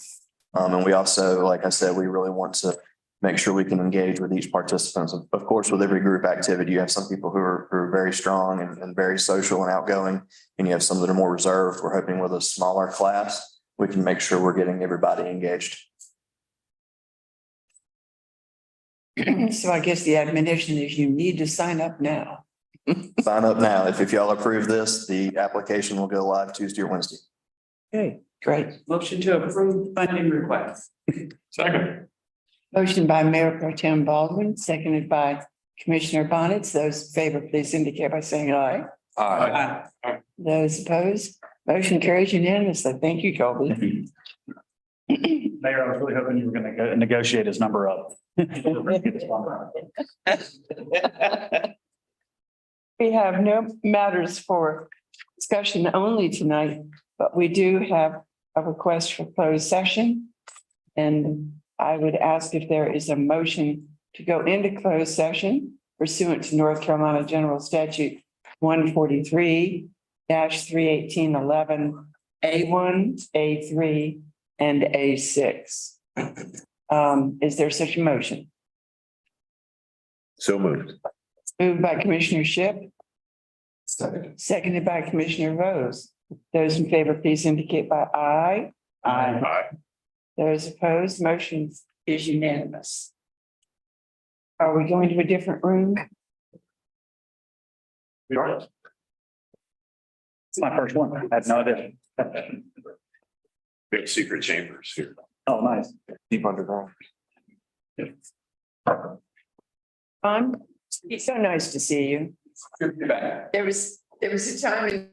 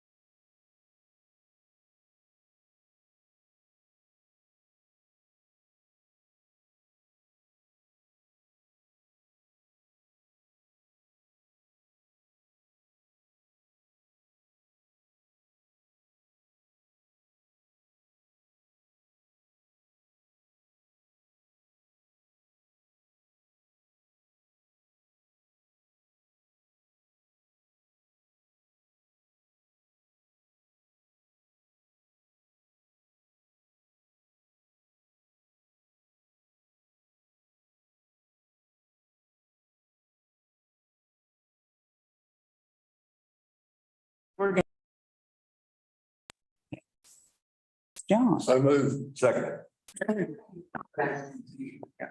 Oh, Yes. 49 process. Do we need to repeat that? No. Everybody in favor? Okay, Aye. everybody.